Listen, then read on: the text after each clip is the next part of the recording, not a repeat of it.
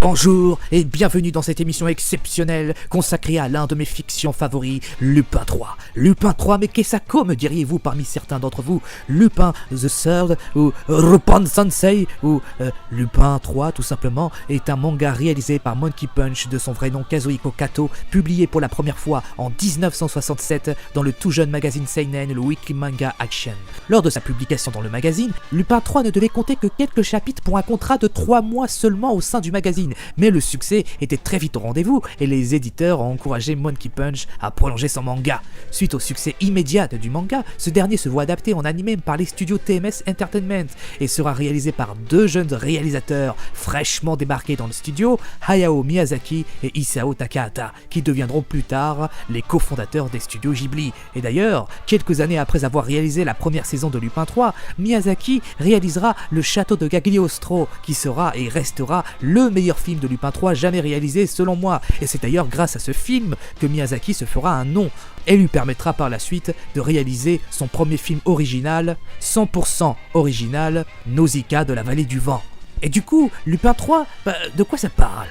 Le manga narre l'histoire du petit-fils d'Arsène Lupin, Lupin troisième du nom, qui perpétue les besognes de son grand-père, c'est-à-dire cambrioler, voler des bijoux rares et de grande valeur. Il est accompagné de deux compères, Daisuke Jigen, qui est pour moi mon personnage préféré de la série, et de Goemon Ishikawa 13e du nom, qui n'est autre que le descendant du criminel mythique, qu'on pourrait le comparer à une sorte d'Arsène Lupin japonais du Moyen-Âge, ou tout simplement à une sorte de Robin des Bois japonais. S'en suivra de Fujiko, qui n'appartient pas vraiment à la bande de Lupin, elle est ce qu'on pourrait dire en freelance, c'est une intérimaire en gros. Un coup elle bosse avec Lupin, un coup elle est trahie en essayant de dérober les butins avant Lupin et ses compagnons. Fujiko est tantôt l'adversaire de Lupin, tantôt son associé, mais en grande partie de l'histoire, elle reste indépendante. Nos brigands seront perpétuellement pourchassés par la police et Interpol, dirigé par l'inspecteur Zenigata, qui voit à la fois une haine et une fascination infinie pour Lupin. Lui-même le reconnaît, sa vie serait tellement ennuyeuse sans son meilleur ennemi et sans ses parties de chasse à l'homme auxquelles il prend secrètement plaisir à y jouer. À chaque tentative d'arrestation, c'est une partie d'échecs auquel s'adonnent Lupin et Zenigata. Une partie d'échecs où tous les moyens sont mis en œuvre, où tous les coups sont permis chez les deux camps, où seul celui qui fera preuve d'ingéniosité prendra le dessus sur l'autre. Et d'ailleurs, anecdote marrante, Monkey Punch a exprimé dans une interview que les personnages de Zenigata et de Lupin 3 ont été inspirés par Tom et Jerry. Ouais. Et il s'est dit pourquoi ne pas essayer de faire un Arsène Lupin moderne tout en mêlant comédie et action. Et pas seulement Tom et Jerry, le manga puise son inspiration sur plein d'œuvres, à commencer évidemment par les romans d'Arsène Lupin de Maurice Leblanc, Les Trois Mousquetaires et Le Comte de Monte Cristo d'Alexandre Dumas, L'île au trésor d'Osamu Tezuka et de la série Mission Impossible, sortie un an avant le manga et dont Monkey Punch était un très grand fan. Lupin 3 a été un énorme succès lors de sa première diffusion à la télévision japonaise en 1972. Au final, 4 saisons furent sorties. La première en 1972, la deuxième, la plus mémorable, sortie entre 1978 et 1980, la troisième saison sortie en 1984, et la quatrième et dernière saison sortie récemment en 2012, dont l'histoire est centrée sur le personnage de Fujiko Mine. Lupin 3 a eu le droit, comme la plupart d'animés à succès, à son lot d'adaptations en film. Le plus connu et le plus notable restera celui de Miyazaki, Le Château de Cagliostro, sorti en 1979, qui est une inspiration du Roi et l'Oiseau de Paul Grimaud et du roman de Maurice Leblanc, La Comtesse de Cagliostro, racontant la jeunesse d'Arsène Lupin, ce qui pourrait expliquer pourquoi dans le film, Lupin 3 a l'air d'être plus juvénile que d'habitude. Et récemment, 2 crossovers ultimes de la mort furent sortis. L'OVA Détective Conan vs Lupin 3, sorti en 2009, et le film Détective Conan vs Lupin 3, sorti en 2012. Moi qui suis un fan de Détective Conan et de Lupin 3, voir ces deux héros emblématiques des studios TMS ensemble m'a fait complètement chavirer. Et c'est la première fois qu'on voit d'ailleurs un crossover d'un personnage d'un shonen et d'un seinen ensemble. Bref, c'était l'extase durant le visionnage. En 2013 est aussi sorti le film live de Lupin 3. Je n'ai pas encore vu le film, donc je ne peux pas donner mon avis, mais je ne vous cache pas que le trailer me fait beaucoup d'effet de mon pantalon. La série s'est très vite vue obtenir une adaptation en VF qu'on pourrait juger de semi-catastrophique sur plusieurs points. Et là vous allez me dire, bah ouais c'est normal, c'est le doublage français, c'est toujours pareil, c'est nul. Bah non, en fait c'est pas le doublage qui pose problème, parce que le doublage français de Lupin 3 est plutôt bien réussi je trouve. Le gros problème de l'adaptation VF, c'est le titre et le nom donné au héros. Lupin 3 devient Edgar de la Cambriole. Les raisons s'expliquent par le fait que la famille de Maurice Leblanc, créateur du personnage d'Arsène Lupin, avait refusé les droits d'adaptation à Monkey Punch afin d'appeler le nom de son héros par celui du personnage du roman de Maurice Leblanc. Du coup, pour sa licence française, le nom du héros fut changé, ainsi que celui de tous les personnages de l'animé par la même occasion, quitte à foutre la merde, autant ne pas le faire à moitié, n'est-ce pas? Même si l'animé n'a pas été très bien adapté en français, il faut reconnaître que sa VF est plutôt bien assurée. On sent que les comédiens de doublage s'éclatent à doubler chaque épisode. Hi Hitler! Bravo! Merveilleux, c'est splendide, excellent, prodigieux. quelle maîtrise. C'est, comment dirais-je, Wonderful. c'est ça, wonderful. Mais qu'est-ce qui vous prend tous les deux? Vous croyez peut-être au spectacle? Hey you, le bloody famous samouraï Goemon, on se fait un fucking duel? Et en parlant des problèmes de droit, une nouvelle série qui devait s'intituler Lupin 8, coproduite par la France et le Japon en 1980 et réalisée par Jean Chalopin, co-réalisateur d'Ulysse 31 et des Mystérieuses Cités d'Or, devait voir le jour. Cette série devait raconter l'histoire du descendant de Lupin 3 dans un futur lointain, mais le projet a été mis au placard à cause encore de ces problèmes de droit concernant le nom du héros. Ce que vous voyez là n'est que l'épisode pilote, qui ne verra malheureusement jamais le jour. Seuls les bruitages et les sons d'ambiance sont présents, et non les doublages. D'ailleurs, l'animé Cowboy Bebop, dont ses références cinématographiques et musicales en sont blindées à ras-bord, est une sorte de nouvelle version de Lupin 8. Ses personnages principaux sont inspirés des personnages de Monkey Punch, en plus de d'autres fictions. Le créateur et réalisateur de Cowboy Bebop ne s'est jamais caché d'être un vrai fan de Lupin 3. Avec Cowboy Bebop, il a voulu faire son Lupin 8 à lui tout seul. Spike, en tant que personnage central, est un peu le Lupin de la bande. Get est inspiré de Jigen, et d'ailleurs il suffit de voir leur barbe, sur le coup c'est plutôt flagrant n'est-ce pas? Et l'ancienne voleuse Faye Valentine est une inspiration de Fujiko. Watanabe n'a finalement pas fait son Lupin et a modifié le scénario pour un truc plus original, mais en gardant le style rétro, notamment par sa musique, en remplaçant le jazz légèrement rythmé par du bon bebop très nerveux. Et on a remplacé les cambrioleurs par des chasseurs de primes, et par la suite, Cowboy Bebop était né. Et pas seulement Cowboy Bebop, Lupin 3 a inspiré d'innombrables personnages de manga et d'anime. Ryo Saiba de City Hunter, Ryo Urashiman de Mirai Keisatsu Urashiman, connu chez nous sous le nom de Super Durand. Ouais, on a osé. Le rival de Super Dupont, certainement. Et pour terminer, Cobra, qui est une fusion entre Lupin 3 et notre Belmondo national, qui lui-même a inspiré Space Dandy. Mais bon, ça, on en reparlera dans une prochaine vidéo. On reconnaît d'ailleurs facilement leurs points communs sur leur style, leur comportement, leur charisme et leur côté décontracté, leur manie à balancer des punchlines à tout va, et pour certains comme Ryo Saiba et Cobra, leur faiblesse et leur obsession pour la jante féminine. Détective Conan a aussi un personnage inspiré par Lupin 3, et là vous allez me dire, bah ouais c'est facile, c'est Kaito Kid, c'est logique. Et non, raté, parce que Kaito Kid n'est pas inspiré par Lupin 3, mais par son grand-père Arsène Lupin. Le personnage qui a inspiré un autre personnage de Lupin 3 est Yukiko Fujimine, la mère de Shinichi Kudo. Sa ressemblance n'est pas seulement physique, on le retrouve aussi dans son nom, Yukiko Fujimine, Fujiko Mine, est-ce que vous captez mieux sa consonance? Et même le prénom Yukiko n'a pas été choisi par hasard par Gosho Aoyama. Yukiko vient de la seiyū Yukiko Nikaido, la comédienne qui prête sa voix à Fujiko dans les premières saisons de Lupin 3. Il y a aussi un autre manga vachement inspiré par Lupin 3. Ce manga, vous le connaissez tous, One Piece.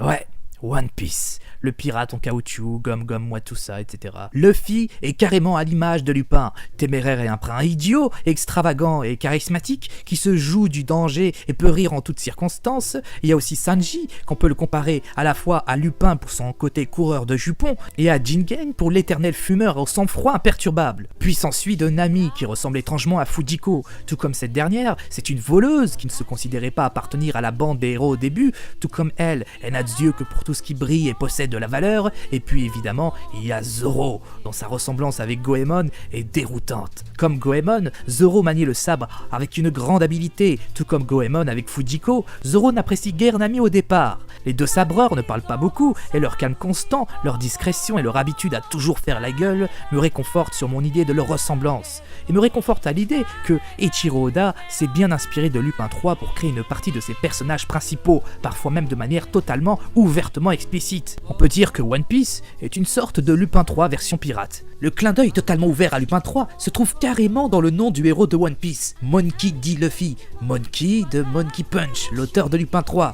Et ouais, j'ai fait ma petite enquête. Ce fut un jeu d'enfant pour le détective Roland, et n'oubliez pas qu'il n'y a qu'une seule vérité. D'ailleurs, Lupin III va même inspirer le milieu du jeu vidéo, notamment dans la saga Metal Gear. Hideo Kojima avait raconté dans une interview que Snake était à l'image de Lupin. Je le cite, « Snake est devenu un garçon à la langue acérée, semblable à Lupin III qui flirtait avec les femmes et racontait de nombreuses blagues. » Et ouais, on peut dire sans problème que Lupin III a énormément apporté à la sous-culture japonaise, en même temps c'était tellement novateur à sa sortie. Alors qu'est-ce que je pense de cette série concrètement ?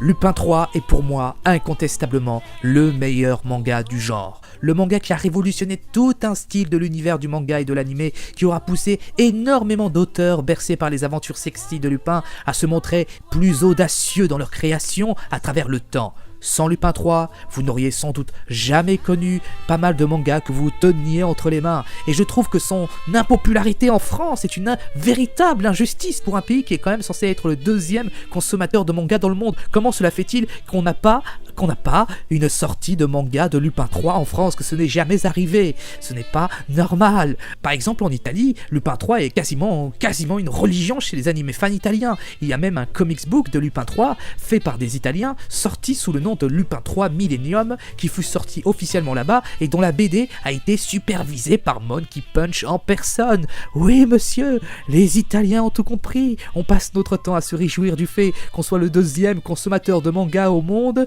mais si c'est uniquement pour consommer que la même chose et ne pas s'intéresser suffisamment aux œuvres novateurs et ce qui constitue les classiques du manga, je vois pas comment on peut en tirer une quelconque fierté. Lupin III mérite d'être davantage mieux connu chez nous. Non seulement elle est une emblème du manga par son histoire et son concept, mais surtout ce manga dégage un charme et une classe pas possible, et vous ne pouvez pas savoir à quel point son popularité en France me révulse totalement. Une dernière chose, vous connaissez Olive et Tom, vous connaissez son générique. En avant, il faut foncer droit au but. Demi-temps et 90 minutes. C'est assez pour rassembler nos espoirs et pour forcer la victoire. La victoire, quand on a le ballon au bout du pied, quand on a trouvé le bon équipier, une passe, un crochet et on a marqué. Olive et Tom, ils sont toujours en forme. Tom, Olivier. Et bah sachez qu'à la base, la musique est totalement copiée et l'instrument original nous vient du générique italien de Lupin III. Comment est-ce possible ? C'est simple. La première fois qu'Olive et Tom a été diffusé en France, c'était sur la défunte chaîne La 5, qui était dirigée à l'époque par le milliardaire italien Silvio Berlusconi. Et quand il fallait trouver une musique à Olive et Tom, Berlusconi a tout simplement pompé la musique du générique italien de Lupin III, qui était diffusée par la chaîne italienne Canale 5. Est-ce que je prononce bien ? C'est bien comme ça que ça se prononce ? Dont Berlusconi était aussi propriétaire. Di Lupin al mondo uno ce n'è, sempre pronto all'avventura lui è. Un tesoro al sicuro non è, se ce li attorno Lupin. Oh Lupin, con il rischio gioca sempre perché per lui nulla di impossibile c'è. Sempre molto audace, questo è Lupin. Lupin, Lupin, incorreggibile, Lupin, Lupin, l'inafferrabile, Lupin, Lupin, ineguagliabile sei. Lupin, Lupin. Voilà pour la dernière anecdote. Voilà, la vidéo est terminée. J'espère que je vous ai encouragé à découvrir cette superbe saga, certes très ancienne, très classique, mais qui vaut malgré tout le détour. Ce n'est pas parce que quelque chose est vieille qu'elle n'est pas bonne. Ma vieille voisine octogénaire peut vous en convaincre. Dépêche-toi de me rendre visite, mon gros coquin. J'arrive, ma tendre et douce Madeleine, et comme dirait Maurice Chaplin, l'âge qui raréfie aiguise.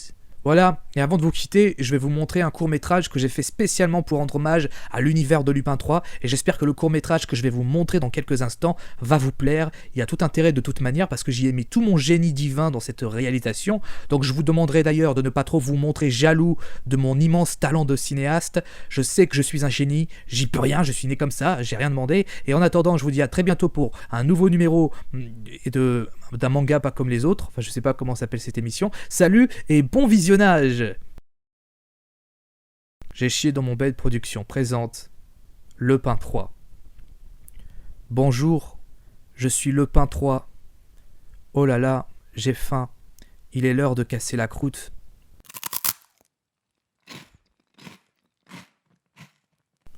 Oh my god, I'm shooketh. Il est mort? Non, il est pas mort. Bah si, il est mort. Mais non, je te dis. Ouille, j'ai mal. Qu'est-ce qui s'est passé? T'as vu? Il était pas mort. J'avais raisin. Fin. Voilà. Au revoir.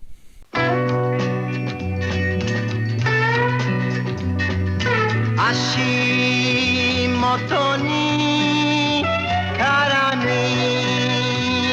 つく赤い波を蹴ってマシンが叫ぶ狂った朝の光にも似た悪さ P38 この手の中に抱かれたものはすべて消えゆく定めなのさルパン三世ルパン三世